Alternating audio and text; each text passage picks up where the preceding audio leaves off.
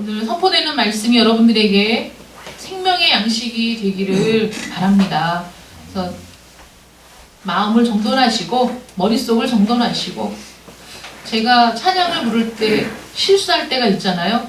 정말 잠시 다른 생각을 하면 벌써 이렇게 삐그덕하고 가사가 뭐 눈에 안 들어온다든가 뭐 박자를 놓친다든가 그런 일을 경험하면서, 야, 이 생각이 정말 한순간에 살짝 다른 길로 가는 게 이렇게 쉬운 존재가 우리구나. 그러니까 의지적으로 이 시간에 예배하기로 결단하고 말씀을 경청하기로 결단하고, 그래서 우리 의지로 하나님께, 우리 지정의로 하나님 앞에 참되게 예배하는 귀한 시간 되시기를 축원합니다. 그래서 뭐 졸리시면 일어나시던가 나가서 세수를 하시던가 뭐 어쩔 수 없죠. 그렇게 노력을 하셔서 오늘 예배 시간이 정말 기억에 남는 예배 시간이 되시길 바랍니다. 오늘 말씀 보시면 1절 말씀에 또라고 나오잖아요. 또 모세에게 이르시되. 그러니까 그 전에 하나님이 말씀을 하신 것이 있었고 또 말씀하셨다라는 것을 우리가 이해할 수가 있습니다. 출애굽기 19장 시내산에 도착했을 때 하나님께서 이스라엘 백성들에게 10계명을 주셨습니다. 19장에서부터 이제 시작이 됐죠. 그때 10계명을 하나님께서 주실 때, 말씀하실 때 이스라엘 백성들이 듣고 너무 두려워서 막 그 심장이 벌벌 떨리고 서 있을 수가 없을 정도로 두려운 마음에 모세에게, 이제 듣고서 우리에게 말씀해 주시면 우리가 듣겠습니다. 우리가 계속 저 하나님의 음성을 듣다가는 죽을 것 같습니다. 이렇게 얘기하죠. 그래서 그때 19장에서 우리가 하나님의 계명, 10계명을 순종하는, 하나님의 율법을 순종하는 것을 조건으로 이스라엘에게 복을 주시겠다는 그 언약에 대해서 이스라엘 백성들이 우리가 받아들이겠습니다, 좋습니다, 그대로 하겠습니다 라고 동의를 했어요. 그리고 그들을 정결케 하고 3일 후에 하나님께서 모세에게 말씀하셨습니다. 그리고 이스라엘 백성들은 그 경계를 넘어서 가까이 오지 못하도록 하셨죠. 그래서 10계명을 주시고 나서 그 다음에 주신 말씀이 어디에 기록되어 있느냐? 20장부터 23장까지 쭉 하나님이 말씀하신 율법이 기록되어 있어요. 그 내용을 우리가 함께 말씀을 나누었습니다. 눈에는 눈, 이에는 이라고 우리가 그 설교 제목을 정해서 뭐 종에 대해서, 살인에 대해서, 폭력에 대해서, 또 배상하는 방법에 대해서, 절도죄, 뭐 이거는 우리가 다루진 않았지만 그런 부분들이, 또 사회적 약자를 위한 규례, 재판에 대해서, 안식일을 지키는 문제에 있어서, 절기를 지키는 법에 있어서 하나님의 백성, 언약 백성으로서 어떻게 살아야 하는지에 대해서 하나님이 20장 22절부터 23장 33절까지 쭉 말씀을 하셨다는 거죠. 그 말씀을 주시고 나서 또 하고 오늘 24장 1절에 또 하나님이 말씀하셨어요. 뭐라고 말씀하셨냐면 모세에게 너는 아론과 나답과 아비후와 이스라엘 장로 70명과 함께 올라와서, 여호와께 올라와서 멀리서 경배하고, 너 모세만 여호와께 가까이 나아오고 그들은 가까이 오지 말게 하고 백성들은 너와 함께 올라오지도 말고 저 밑에 지내 있게 해라 라고 말씀하셨어요. 그래서 모세가 그 말씀을 듣고 한 일이 뭐냐면, 와서 여호와의 모든 말씀과 그의 모든 규례, 여호와께서 주신 10계명과 그 이후에 주신 이들이 하나님의 백성으로 살아야 할 모든 규례에 대해서 들은 말씀들을 그 백성들에게 전했습니다. 그랬더니 그들이 뭐라고 얘기하냐면 3절에 그들이 한 소리로 응답하여 이르되 여호와께서 말씀하신 모든 것을 우리가 준행하겠습니다 라고 얘기해요. 우리가 준행하겠습니다. 그 언약에 동의합니다. 우리도 하나님과 언약을 맺겠습니다 라고 이스라엘 백성들이 동의했다는 거죠. 그때 모세가 그 모든 말씀을 밤새 기록합니다. 그 기록할 때 분명히 하나님께서 성령을 통해 모세와 함께 하셔서 하나님이 주신 말씀이 바르게 전달될 수 있도록 그와 함께 하셨을 거예요. 그래서 그 하나님이 주신 언약을 다 기록을 합니다. 하나님의 모든 말씀을 기록하고 이른 아침에 일어나서 산 아래에 이제 제단을 쌓죠. 하나님 앞에 12지파를 의미하는 12기둥을 세우고, 그리고 여호와께 소로 번제와 화목제를 드리게 하고, 그리고 피를 가지고 절반은 여러 양푼에 담고 절반은 제단에 뿌리고, 그리고 언약서, 여기에서 나오는 그 언약서가 어떤 거죠? 하나님의 모든 말씀을 기록한 언약서입니다. 그 언약서를 가져다가 백성에게 다시 한번 낭독해서 듣게 합니다. 쭉 낭독해서 듣게 했더니 그들이 이르되, 7절 말씀 보시면 그들이 이르되 여호와의 모든 말씀을 우리가 준행하리이다 라고 또 한 번 얘기하죠. 우리 19장에서부터 24장에 이르기까지 이스라엘 백성들이 계속해서 하나님의 말씀을 준행하겠습니다, 그 언약을 우리가 맺기를 원합니다 라는 적극적인 만장일치의 동의가 지금 계속해서 이루어지고 있어요. 그래서 우리가 준행하겠습니다 라고 얘기했을 때 모세가 그 피를 가지고 백성에게 뿌리면서 뭐라고 얘기하냐면 8절 후반절에 여호와께서 이 모든 말씀에 대하여 너희와 세우신 언약의 피라고 얘기하죠. 그러니까 그 처음에 십계명을 주셨을 때에도 이스라엘 백성들이 우리가 듣겠습니다, 준행하겠습니다. 그 다음에 또 주신 그 이스라엘 백성으로서 살아야 할 모든 생활의 법을 모세가 얘기했을 때에도 우리가 듣겠습니다. 그 모든 말씀을 기록해가지고 그걸 쭉 낭독해서 했을 때도 우리가 듣겠습니다 했을 때, 이게 사람이 구두 약속, 야 이렇게 하면, 내가 이렇게 하면 너도 이렇게 할래? 좋아 하고 구두로 약속한 것에 끝나는 것이 아니라, 이들은 지금 하나님 앞에서 자신들이 하나님의 말씀에 적극적으로 동의하고 그것을 지키기를 원한다는 언약을 지금 맺는 거예요. 언약식. 근데 이 언약식이 뭐가 있습니까? 희생 제물에 피가 있는 거죠. 그러니까 피로 세운 언약, 생명을 걸고 한 언약, 하나님과 이스라엘 백성이 하나가 되는 언약을 한 거예요. 그래서 우리가 찬송가 중에 한 피 바다 한 몸 이룬 형제여 친구들이여 라는 찬양 있잖아요. 한 피 바다, 예수 그리스도의 피를 통해 한 몸을 이룬, 우리는 한 공동체라는 찬양이거든요. 또 이 희생의 제물을 통해서 법적으로 하나님과 이스라엘 백성들이 이제 한 공동체, 그 하나가 되었다라는 의미가 담겨 있고, 또 하나는 이 희생 제물, 이 제물의 희생을 통해 그 피를 뿌려서 언약을 맺었잖아요. 그러니까 사실 이 언약에는 생명을 담보로 한 언약이라는 거죠. 하나님도, 사실 하나님께서는 우리와 이런 언약을 맺을 이유가 없어요. 우리가 언약을 맺을 때에는 비등한 관계에서 동일한 조건으로 언약을 맺는 거지, 한쪽은 엄청나게 희생을 하고 한쪽은 엄청나게 이익을 얻는 그런 계약은 사실 불공정한 계약이고, 그런 계약은 맺을 필요가 없는 거죠. 하나님 입장에서는 이 계약이 굉장히 불공정한 계약이라는 거예요. 사실 그런 계약을 하나님이 생명을 담보로 하실 이유가 없는 계약이라는 거죠. 그런데 이스라엘 입장에서 보면 너무나 놀라운 은혜의 계약이라는 거예요. 왜냐하면 지난번에 우리가 십계명을 할 때도 말씀을 드렸지만, 하나님께서 주신 그 율법이, 하나님께서 주신 그 계명이 말도 안 되는 계명이고, 이건 있을 수 없는 일이고, 어떻게 사람에게 이렇게 살라고 하느냐라고 반발할 만한 내용이 아니었다는 거죠. 이 당시 이 고대 근동 지역에서조차도 그 수준을 뛰어넘은, 그들이 그 함무라비 법전이나 이런 것들이 굉장히 잘 되어 있는데, 그들의 법보다도 훨씬 더 뛰어난 그 법과 법 해석이 담겨 있는 그 말씀을 이스라엘 백성들에게 주셨어요. 이대로만 살면 이 땅에 전쟁도 없어. 이대로만 살면 모든 사람이 화평하게 지낼 수 있어.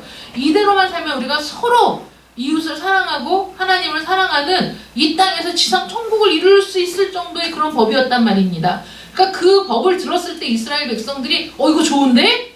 이렇게 생각했죠. 좋은데? 뭐 이렇게 사는 건 당연한 거 아니야? 여러분 우리가 네가 대접을 받고 싶은 대로 대접을 하고 그 말이 우리가 다른 사람이 나에게 해 주었으면 하는 그런 바람이 있잖아요. 그렇게 해주길 기대하죠. 근데 사실 우리는 그렇게 못 살 때도 많잖아요. 우리 어저께 교회에서 이제 중식 준비를 하고 가는데 우리 전혜정 권사가 저기 사람이 쓰러진 것 같다고. 근데 우리는 이제 못 봤어요. 저는 어디? 그러고 딱 보니까 저 앞에 시커먼 뭔가가 있는데 그게 뭐 짐인지 뭐 천막을 꾸겨 놓은 건지 잘 식별이 안 됐어요. 그래서 그래도 이제 사람이 쓰러진 것 같다고 하니까 가까이 가면서 유심히 봤더니 정말 사람이 쓰러져 있는 거예요. 나중에 얘기를 들어보니까 쓰러지는 걸 봤대요. 근데 사람이 또 그때 없었대, 그 주변에. 그래서 우리가 가까이 갔더니 정말 할아버지가 쓰러져 계신 거예요. 근데 의식이 없는 것 같아. 이 두 권사는 뛰어내려서 상태를 확인하고 있고 저는 그대로 차를 몰아서 지구대까지 가가지고 뛰어들어가서 저기 사람이 쓰러졌는데 의식이 없는 것 같다. 그랬더니 그 경찰들이 또 막 뛰어가고 저는 차를 다시 돌려서 그 자리에 갔더니 119 부르고 막 이랬어요. 근데 우리 마음에는 어떤 마음이 있었냐면 우리 아버지가 혹시라도 길에서 그런 일을 당할 수도 있잖아요. 갑자기 쓰러질 수도 있잖아요. 그럴 때 주변에 있는 사람들이 막 달려들어서 도와주고 그러길 기대하잖아요. 우리도 혹시나 그런 난처한 일을 겪었다면 그런 일을 해주기를 기대하지 않습니까? 그런데 아무도 도와주지 않는다면 그렇게 추운데 길바닥에 쓰러져 있는데 관심 없이 사람들이 그냥 지나쳤다면 그러면 어제 저녁에 한 사람의 생명이 뭐 사라질 수도 있었던 상황 아니겠습니까? 어쨌거나 그렇게 조치를 취하고 119, 99대 온 거 보고 이러고 이제 우리는 이제 왔는데 그런 일들을 보면서 내 자녀가, 내 부모가 혹시라도 밖에 나갔을 때 어떤 위급한 일을 당했을 때 누군가가 도와주기를 바라는, 기대하는 마음들이 우리에게 다 있죠. 그러면서 나는 실제로 그런 상황을 만났을 때 움직이지 않아. 행동하지 않아. 돕지 않아. 그러면 이게 말이 안 되잖아요. 그러니까 우리가 공동체를 이루어서 살아가는 이 사회 속에서 우리가 이웃에게 기대하는 바, 근데 그거는 마땅히 사람이라면 해야 될 일이야. 그런데 그런 것들이 서로 말하지 않지만 누구나 그런 경우엔 당연히 가서 도와줘야지, 당연히 가서 그 구호해야지 라는 마음들이 모두에게 있다면 사실 우리가 부지불식간에 어떤 어려움을 당하거나 사고를 당해도 정말 살만한 세상 아니겠어요? 그리고 위급한 상황에서 도움을 받을 수 있다는 그런 생각 때문에 안심이 되는 그런 사회가 아니겠습니까? 그런데 그런 일이 일어나지 않아. 아무도 돌봐주지 않았어. 그냥 내버려 둬갖고 사람이 죽었어. 이런 일들이 막 생긴다고 하면 우리는 불안해서 어디 나가 외출하기도 어렵고 다른 사람을 믿을 수도 없고 이런 세상이 되는 거잖아요. 근데 하나님이 주신 율법은 이웃을 향해서 그런 배려, 기꺼이 도와줘야 한다는, 그래서 이웃을 내 몸같이 사랑해야 한다는 하나님의 율법의 정신들이 들어가 있는 법이죠. 위로는 하나님을 사랑하고 옆으로는 이웃을 사랑하여 그들이 사는 이 공동체가 정말 아름답고 또 서로 의지가 되고 서로 도움을 주고받는 그런 사회, 그런 국가, 이런 것을 이루는 그런 법인데 이스라엘 백성들이 들었을 때 이거 너무 좋은데? 이렇게만 살면 걱정이 없겠어? 이런 생각이 들었다는 거죠. 하나님이 뭐 종에 관한 문제라든지 살인에 관한 문제라든지 폭력에 관한 문제, 배상을 어떻게 해야 되는지 이런 법을 들었을 때 그들은 모두가 동의하는 법이었다는 거예요. 이렇게만 되면 좋겠다라는 법이었다는 거죠. 그래서 그들이 기꺼이 모든 백성들이 만장일치로 진심으로 그 법에 동의하고 우리가 지키겠습니다 했어요. 그런데 우리가 살아가는데 이렇게 좋은 법인데 이대로 살면 하나님이 복을 주신다는 거예요. 국가적으로, 민족적으로 엄청나게 복을 주신다는 거죠. 이들이 더 이상 그 삶의 문제로 힘들어하지 않도록, 먹을 문제로 걱정하지 않도록, 이들이 외부의 침략으로 고통을 겪지 않도록 하나님이 막아주시겠다, 보호해 주시겠다, 너희에게 복을 주겠다, 너희뿐만 아니라 너희 자자손손 복을 주겠다 라고 언약을 하시는데, 말씀하시는데 싫다고 할 이유가 전혀 없는 법이었다는 거예요. 좋습니다. 좋습니다.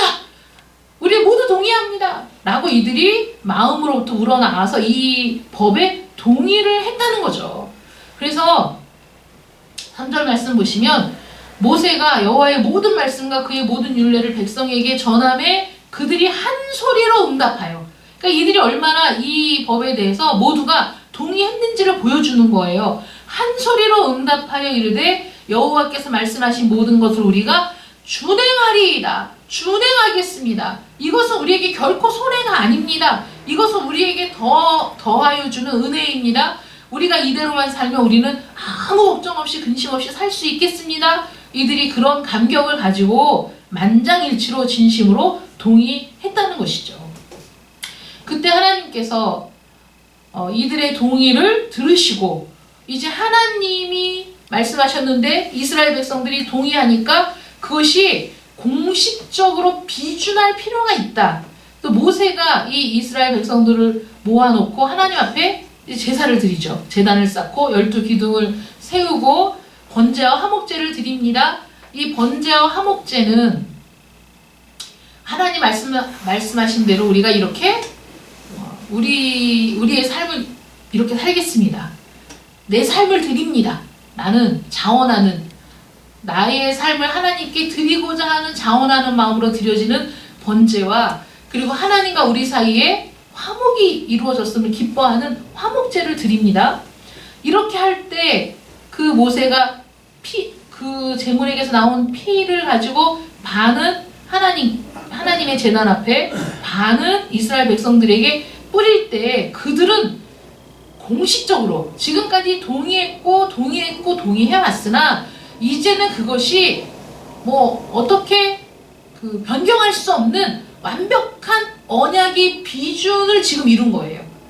언약식을 한 거예요. 언약식. 우리가 어떤 사랑하는 사람과 같이 동거를 하면 사실로는 인정을 받지만 정식적인 공식적인 부부의 언약을 하지 않은 거잖아요. 그런데 많은 사람들을 불러놓고 그 결혼식이 뭐라고? 그 결혼식을 통해서 모든 양가 부모와 친척과 친지와 친구들에게 공식화하고 결혼식을 올림으로써 그들은 공적인 부부관계에 들어가게 되는 것처럼 하나님의 말씀에 이들이 동의했고 만장일치로 수긍했고 그것을 더할 나위 없는 은혜로 여겼지만은 이런 제사를 통해 핏부림을 통해 그것을 공식화하면서 그것이 공적인 관계, 공적인 언약으로 만들었다는 거죠. 이스라엘이라는 한 국가와 하나님 사이에 맺어진 엄격한 공식적인 그 언약의 관계 속으로 이들이 들어가게 되었다. 핏부림을 통해서. 이 말씀을 통해서 우리가 볼 수 있는 게 있죠. 우리는 어떻게 하나님과의 언약 속으로 들어가게 되었을까요? 우리는 이스라엘의 혈연적인 그 후손도 아니고 아브라함의 그 혈족은 아니잖아요. 그리고 우리는 이렇게 엄격한 비준의 의식을 치는 것도 아닌데 우리가 어떻게 하나님의 언약 속으로 들어갔을까? 우리는 우리 주 예수 그리스도께서 십자가에 달려 피 흘리신 그 피 흘리신 은혜를 힘입어 하나님과 우리 사이에 엄격한 은혜의 언약이 맺어졌다. 그래서 우리가 그리스도의 피를 보혈이라고 하잖아요. 보혈. 보배로운 피. 왜 보배로운 피냐? 우리는 하나님과 우리 사이를 하나로 묶는 그런 그 효능이 있는 거죠. 그리스도의 피에. 그리고 그리스도의 피를 통해 하나님의 언약 속으로 우리가 들어갈 수 있게 되는 거예요. 이스라엘 백성이 하나님 앞에서 엄격한 언약의 비준식을 행한 것과 똑같은 효과가 우리에게 있다는 거죠. 그리스도의 보혈로 말미암아. 그리고 또 하나는 여기에서 하나님께서 모세에게만 올라오라고 말씀하세요. 나답과 아비후와 아론과 이 사람들하고 70인의 장로는 산 기슭 또는 산 중턱까지는 올라갈 수 있겠지만은 그들은 거기에서만 하나님을 경배하고 모세는 산 위로 올라와라 이렇게 말씀하시거든요. 아, 모세가 굉장히 특별한 사람이구나. 어떻게 모세는 산꼭대기에 올라가서 하나님을 배울 수가 있었지? 라고 우리가 생각을 하게 되지만 모세가 어떤 탁월한 능력을 소유했거나 아니면 특별히 하나님을 배웠고 얘기를 했던 어떤 용건이 있거나 아니면 개인적으로 어떤 특권을 부여받아서 모세의 경험한 예외가 된 것이 아니라 그는 하나님께서 이 당시에 하나님과 그의 백성들 사이에 중재자로 지명되었기 때문이에요. 중재자. 하나님과 그의 백성 사이의 중재자. 말하자면 우리의 유일하신 중보자 되신 예수 그리스도의 모형. 우리와 하나님 사이의 유일한 중보자는 예수 그리스도 외에는 없습니다. 누구도 참되게 우리의 중보자가 될 수 없어요. 왜냐하면 하나님께 나아갈 수 있는 인간이 없거든요. 예수님만이 우리의 중보자가 되시는데 그 모습을 보여준 게 누구냐? 모세인 거예요. 모세. 모세만 이스라엘 백성을 대표해서 하나님께 나아갈 수 있는 중재자로서 지명받았고 또 그런 그 사명을 받은 겁니다. 그래서 모세만 올라오라고 했죠. 그런데 모세가 올라가서 하나님을 배웠느냐? 성경은 하나님을 보니 하나님을 배웠다라는 표현을 쓰지만 뭐라고 되어 있냐면 하나님의 등을 보았다라는 표현으로 쓰거든요. 그러니까 하나님의 얼굴을 본 사람은 없다는 거죠. 가장 가까이에서 하나님께서 말씀하신 것들을 다 들었던 모세조차도 하나님의 얼굴을 볼 수는 없었다. 하나님은 영이시니 하나님을 본 자는 없고 하나님을 만나면 사람들이 다 엎드러지고 두려워서 그런 상태이기 때문에 모세도 얼굴을 본 것은 아니었고 그 장로들도 말씀 보면 첫 번째는 모세는 우리 주 예수 그리스도의 모형이기 때문에 이스라엘 백성들의 중재자로서 하나님께 올라갈 수 있었던 것이고 그 다음에 이런 그 핏부림의 언약식을 통해서 나타난 결과가 어떤 거냐면 9절 말씀 보시면 모세와 아론과 나답과 아비후와 이스라엘 장로 70인이 올라가서 이스라엘의 하나님을 보니 여기서 이스라엘의 하나님을 본다. 그래서 그의 얼굴을 보았다라는 게 아니라 하나님의 영광을 보았다는 거죠. 하나님의 영광을 보니 그의 발 아래에는 청옥을 편듯하고 하늘같이 청명하더라. 그러니까 하나님의 존재를 의식할 수 있는 하나님의 영광을 맛볼 수 있는 그런 상태까지 이들이 들어갔어요. 어떻게 이렇게 갈 수 있었을까요? 그리고 이들이 갔을 때 어떻게 죽지 않을 수 있었을까요? 11절 말씀 보면 하나님이 이스라엘 자손들의 존귀한 자들에게 손을 대지 아니하셨고 손대지 않으셨다. 이들을 죽이지 않으셨다라는 거죠. 어떻게 이럴 수 있느냐? 율법을 따라 거의 모든 물건이 피로써 정결하게 되나니 피 흘림이 없은즉 사함이 없느니라. 히브리서 9장 22절 말씀처럼 이들이 하나님과 이스라엘 백성 사이에 언약을 비준하면서 그 언약을 비준할 때 제물을 드리고 제물의 피를 뿌렸잖아요. 그러니까 이 이스라엘의 장로들이 언약의 비준식을 통해 피 뿌림을 받은 이후에 이들은 하나님께 좀 더 가까이 올라가서 하나님의 영광을 볼 수 있었고 하나님이 계신 그 영광의 그 모습이 발 아래 청옥을 편듯하고 하늘같이 청명한 그 말할 수 없는 그 신비함, 말할 수 없는 그 거룩하고 깨끗한 그 하나님의 모습을 경험할 수 있었다는 거죠.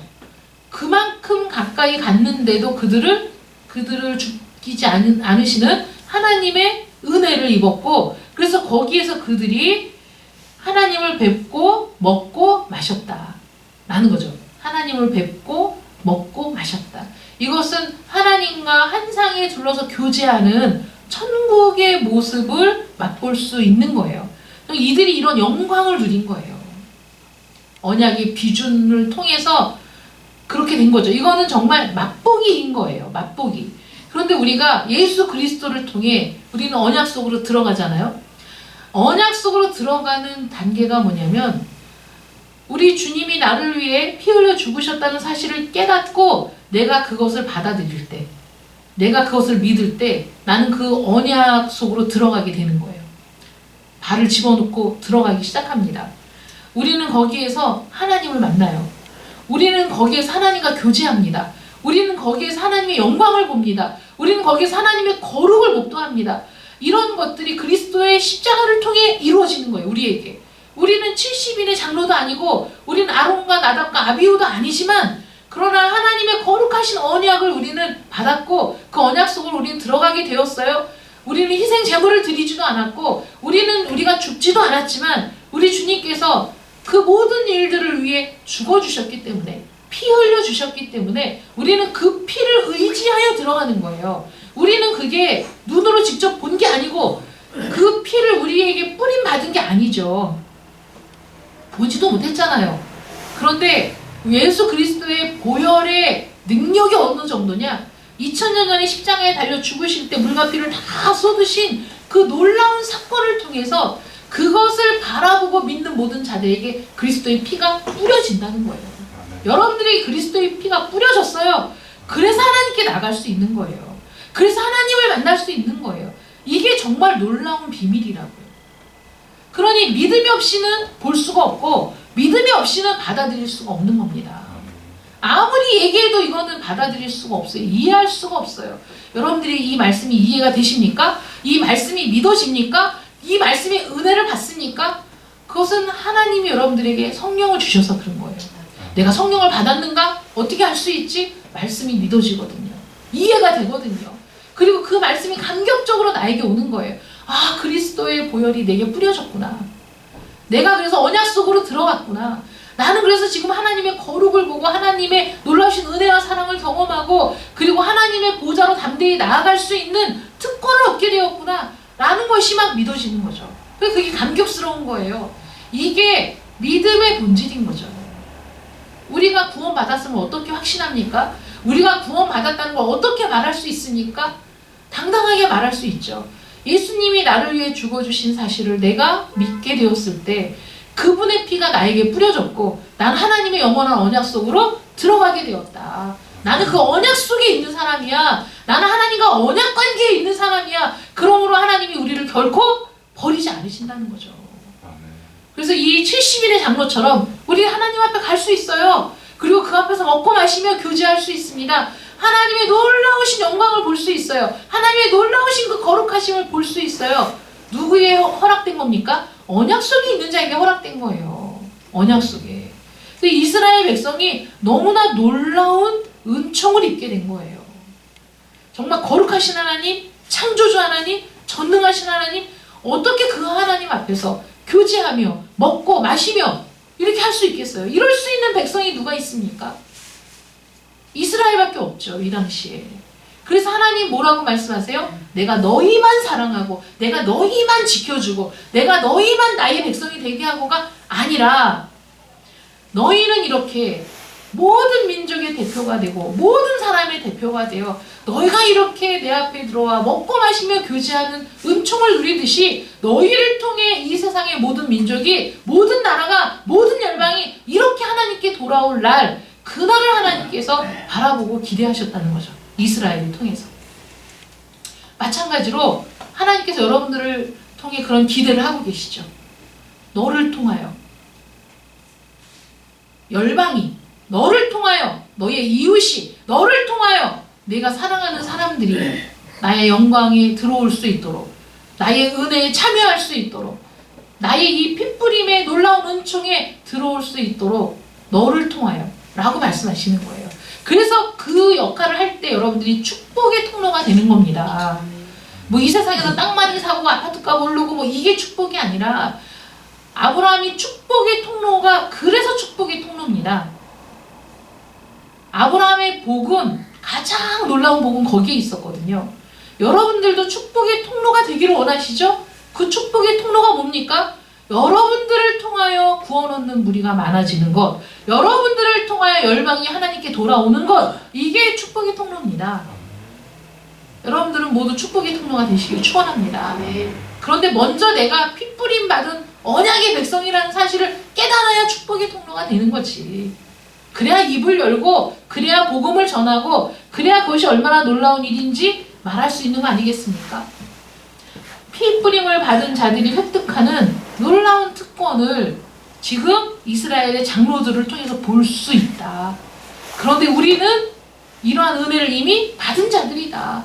우리는 예수 그리스도를 통해 하나님의 보좌의 단숨에 올라갈 수 있는 특권을 가진 자들이다. 여러분들이 바로 그런 분들이라는 거죠. 그래서 우리 주님이 십자가에 달려 죽으실 때 그 휘장이 위에서부터 아래로 쫙 찢어지면서 이제는 제사장만, 대제사장만 들어가는 것이 아니라 그 지성소에 하나님의 임재 속으로 하나님의 보좌 앞으로 누구든지 그리스도의 피를 힘입어 들어갈 수 있는 특권을 얻게 되었다. 그래서 만인 제사장이라고 부르는 거예요. 만인 제사장. 여러분들 모두가 대제사장처럼 하나님의 보좌, 하나님의 임재 안으로 들어갈 수 있게 되었다. 그게 만인 제사장입니다. 누구의 도움도 필요 없어요. 어떤 다른 제사장이 필요 없어요. 왜냐하면 나는 완전하신 대제사장 예수 그리스도의 피로 보호받는 사람, 그 피 안에서 언약 속으로 들어간 사람이기 때문에 그 누구의 도움이 없이 우리는 하나님께 나아갈 수 있는 특권을 얻은 사람. 여러분 그 특권을 잘 활용하셔서 하나님의 보좌 앞으로 나가 기도하는 여러분들 되시길 축원합니다. 하나님의 거룩과 영광을 늘 경험하고 체험하는 여러분들 되시기를 축원합니다. 여러분들은 축복의 통로가 되시기를 축원합니다. 우리 주님께서 이 일을 위해 이 땅에 오신 것을 기념하는 것이 대강절 절기입니다. 오늘이 첫 번째 주일이죠. 그래서 우리 주님이 오신 절기를 매주간 기억하고 되새기면서 우리 주께서 이 땅에 오셔서 하신 일들이 얼마나 놀라운 일인가를 경험하시고 이 한 달 동안에 여러분들의 삶에 감사가 넘치시기를 축원합니다. 기도하겠습니다. 사랑의 하나님 감사합니다. 우리 주님께서 우리를 위해 행하신 일들이 얼마나 놀라운 것인지 묵상할수록 생각할수록 말씀을 상고할수록 은혜와 감격이 우리 안에 넘칩니다. 이스라엘 백성들이 하나님과의 언약 속으로 들어가게 되었을 때 그들은 하나님 앞에서 먹고 마시며 즐거움을 누릴 수 있었습니다. 그들이 그 상태를 유지할 수 있었으면 얼마나 좋았겠습니까? 그러나 곧바로 타락하는 그들의 모습을 발견하게 됩니다. 하나님, 그러한 존재가 우리들이기에 희생의 제물로만 그 모든 것들을 가리울 수 없었기에 하나님께서 우리에게 영원하신 하나님, 하나님의 독생자 예수 그리스도를 이 땅에 보내주시고 우리 주님의 피를 힘입어 하나님 앞에 나아갈 수 있는 유일한 길을 우리에게 열어주셨습니다. 하나님의 언약 속으로 들어간 우리들, 하나님의 언약의 은총을 누릴 수 있게 된 저희들이 아닙니까? 참으로 우리가 이 땅을 살아가면서 그런 언약의 백성답게 축복의 통로가 되게 하여 주시옵시고 하나님의 보좌의 단숨에 올라가 하나님의 영광을 보고 하나님의 거룩하심을 보고 하나님과 교제하며 하나님과 늘 동행하는 저희들 되게 하여 주시옵소서. 아멘. 예수님의 이름으로 기도드립니다. 아멘. 아멘.